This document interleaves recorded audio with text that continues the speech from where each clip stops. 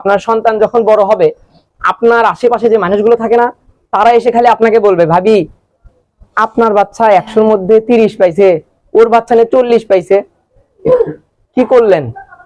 এটা হচ্ছে বড় একটা সমস্যা। আমরা কি করি, আমরা নিজেদের বাচ্চাদেরকে ভালোবাসার থেকে এখন মানুষের বাচ্চাদেরকে বেশি ভালোবাসি, সত্যি কথা। তবে আমার কাছে মনে হয় কি, ওই যে আশেপাশে কি হলো ওগুলা নিয়ে না ভাবে নিজের বাচ্চাকে সঠিকভাবে মানুষ করাই হচ্ছে দরকার। আর সেই ক্ষেত্রে আমরা শুধুমাত্র আপনাদেরকে সহযোগিতা করি, আমরা শুধু পড়াই। একটা বাচ্চাকে ভালোভাবে মানুষ হতে, ভালোভাবে তৈরি হতে সব থেকে বড় সহযোগিতা করা হচ্ছে তার বাবা মা। আমি এখানে এসে আজকে আমার কাছে সকালে ওই যে ফাউজিয়া আবিদার আম্মু গেছিল, ও যখন আমার কাছ থেকে গিফট নিল, ওর আম্মু বলছিল যে হচ্ছে যে তুমি ডান হাত দিয়ে নাও। সত্যি কথা বলতে আমি অনেক খুশি হয়েছি। কেন? কারণ ওই যে উনি মেয়েকে বললো যে তুমি ডান হাত দিয়ে নাও, ওই মেয়ে তো ইচ্ছা করলেও আমাকে বাম হাত দিতে পারতো, তার আগে কিন্তু বললো যে ডান হাত দিয়ে নাও। এই জিনিসটা কিন্তু আমরা শেখাই না, এই জিনিসটা শেখানো হচ্ছে আপনারা।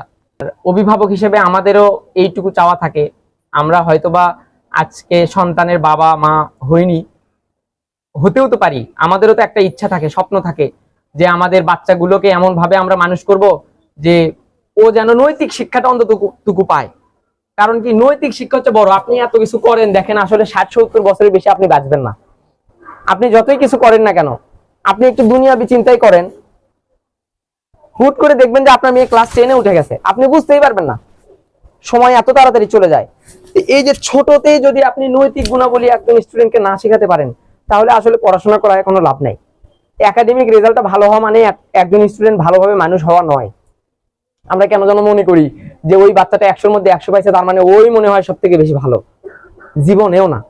একজন বাচ্চা 100-র মধ্যে যদি 40 পায়, ওর ভেতরে যদি নৈতিক গুণাবলী থাকে, ও যদি বড়দেরকে সম্মান করতে পারে, ও যদি শিক্ষককে সম্মান করতে পারে, তাহলে ওই শিক্ষার্থী এমনি ভালো করে।